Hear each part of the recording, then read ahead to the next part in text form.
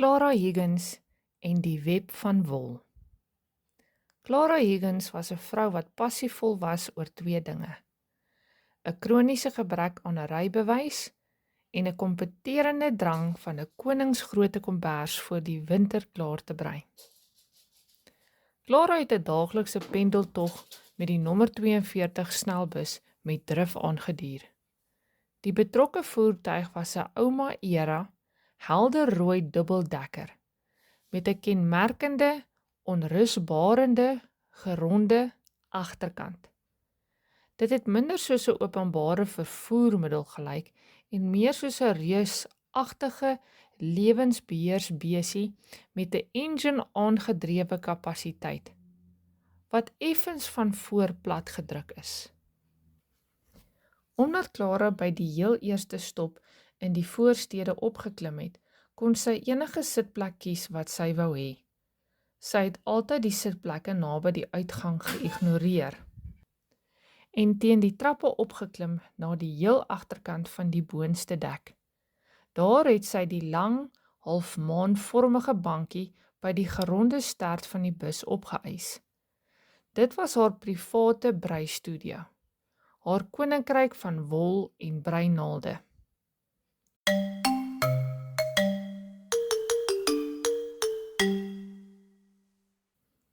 Die daaglikse ritueel. Elke oggend om 5:30 het Clara in die middel van die bankie gaan sit. Aan haar linkerkant het sy, soos per gewoonte, haar ondersteuningsspan geplaas. 3 massiewe enorme stringe sonsondergang geskakeerde wol. Hierdie was nie jou ouma se delikate wolletjies nie. Dit was digte, swaar, bolle vesel, so groot soos klein rolballe.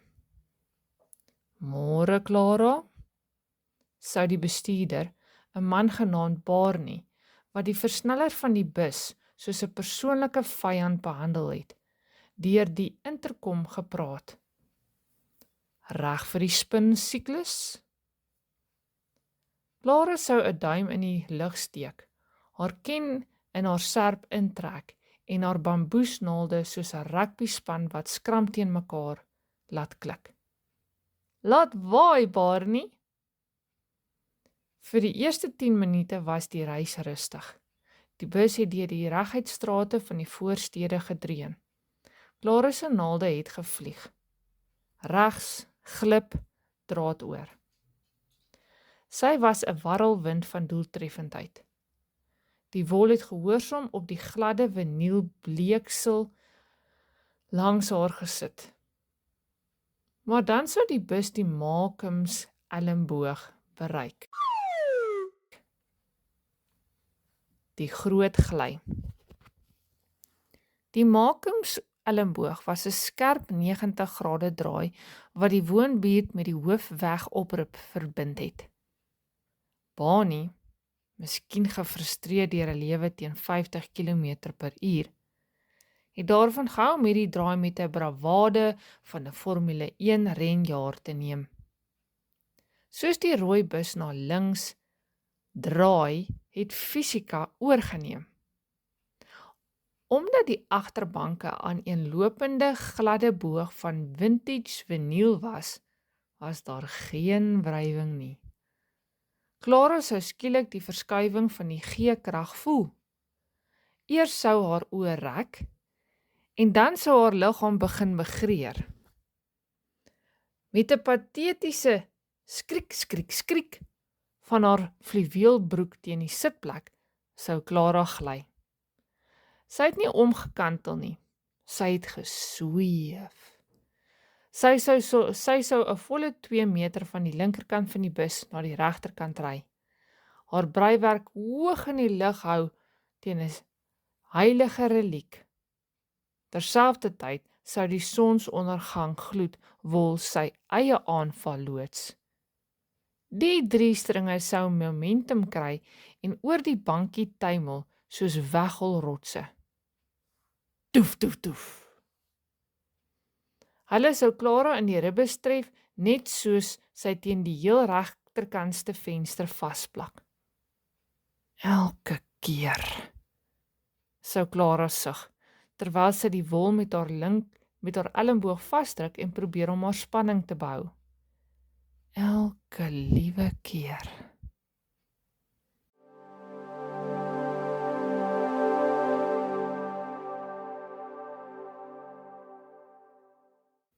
Die dag van die groot ontrafeling. Dinsdag was anders. Dinsdag was die dag toe Clara besluit het om met die eindlose vraaiing gedeelte van haar projek te begin. Dit het los lusse en 'n baie meer onstabiele steektelling behels. Dit was ook die dag toe Barney sy kafeïninname verdubbel het. Die bus was besonder leeg, behalwe vir 'n bejaarde man genaamd meneer Henderson, 3 rye vorentoe, wat sy pendeltog deurgebring het deur die finansiële koerant te lees. Terwyl hulle die Malcolms elmboog nader, het Clara haarself gereed gemaak.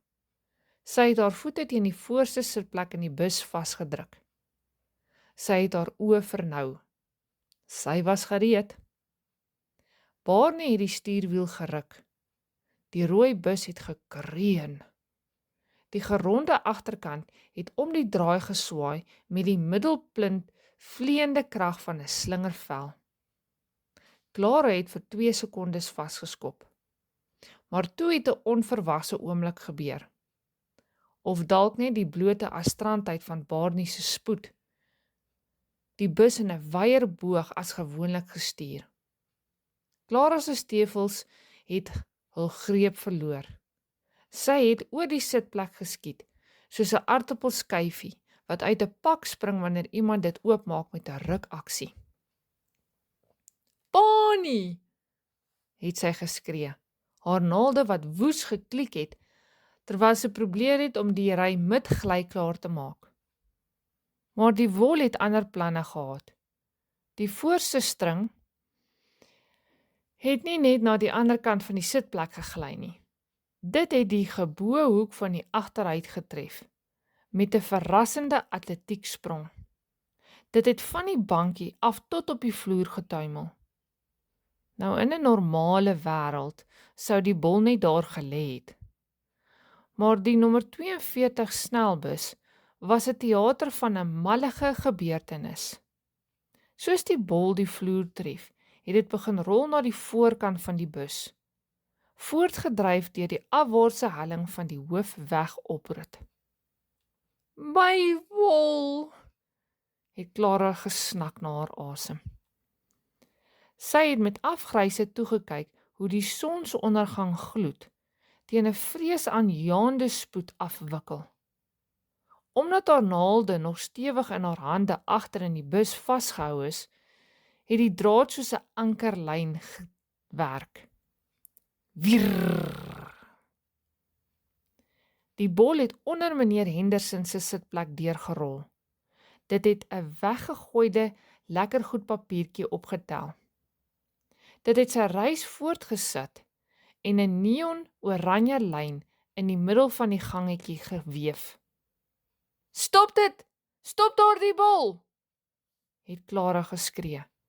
Maar sy was vasgepen aan die regterkant van die bus deur die blote krag van Barney se draai in die tweede kurwe. Die S-draai van smarte. Soos die bus terug na regs geswaai het Clara agteroor geval in die bankie na haar oorspronklike posisie aan die linkerkant. Die skielike ruk aan die wol was katastrofies. Clara het toegekyk, bevries in 'n stadige aksie nagmerrie, terwyl die laaste 10 cm van haar oggendse werk eenvoudig verdwyn het. Die steke het van haar naalde afgespring, verlei deur die spanning van die wegholbol. "Nee, my breiwerk, my pragtige heuningkoek breiwerk."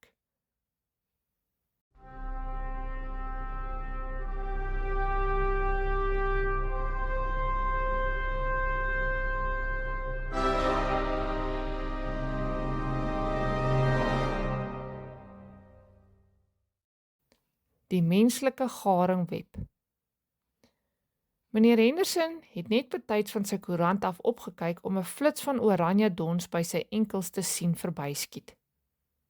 "Ekskuus juffrou," het hy uitgeroep. "Is hierdie jou tou?" "Dis nie tou nie, dis 100% merino," het Clara gepraat, terwyl sy van die bankie af en op haar knieë geklim het. Die bus het 'n slaggat getref. Clara is in die lug gegooi en het met 'n nat plakgeluid van vinyl terug op haar sitplek beland. Die wol, wat nou aan die metaalvloerverwarmer vasgehak het begin styf trek. Voor in die bus het Barney in sy triespieeltjie gekyk. "Alles reg daar agter? Dit klink soos 'n stoeigeveg." "Barney, stop die bus! Ek verloor die integriteit van die kleringstuk." Maar Barney kon nie stop nie. Hulle was nou op die hoofweg. Clara het met die desperate reddingspoging begin. Sy het in die gangetjie afgekruip, haar breinaalde agter haar ore ingesteek soos 'n ontstelde Viking. Sy het die wol terug op haar hand gewen. "Verskoon my, meneer Henderson," het sy gemompel terwyl sy onder sy bene deurgeduik het om die wol te kry waar dit om sy aktetas gedraai het. "Dis heeltemal reg," het meneer Henderson gesê terwyl hy sy voete opgetel het. "Dit herinner my aan die groot kragonderbreking van 88. Baie tyd vir stokperdjies gehad in daai jare." Die bus het weer skielik van baan verander. Clara, wat op daardie oomblik halfpad gekruip het sywaarts gegly. Sy het nie nou die luukse van 'n sitplek gehad om haar te vang nie. Sy het onder 'n ry sitplekke ingegly, haar wol agter haar aangehaat soos broodkrummels in 'n Hansie en Grietjie verhaal. Teen die tyd dat sy die middel van die bus bereik het sy suksesvol 'n massiewe deurmekaar wolnes om haar linkerarm gewen, maar sy het ook 'n onbedoeld strikdraad oor die gangetjie gespan.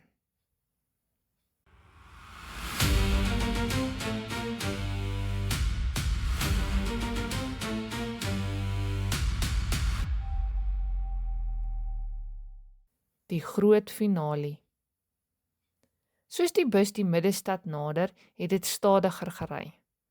Die gewelddadige gegly het opgehou, vervang deur ritmiese doef, doef van stadsverkeer. Clara het in die middel van die gangetjie opgestaan, vervlenterd, haar hare staties gelaai soos 'n heilou en oortrek met oranje pluisies. Sy het haar hande bekyk. Sy het die wol gered. Maar die kombers was 'n tragedie. Die spanning het die middel van die stuk getrek in 'n vorm wat gelyk het soos 'n bal wollerige uurglas. 6 rye ingewikkelde werk is daarmee heen. Al wat oorgebly het was 'n reguit oranje lyn wat 10 meter ver tot agter in die bus gestrek het.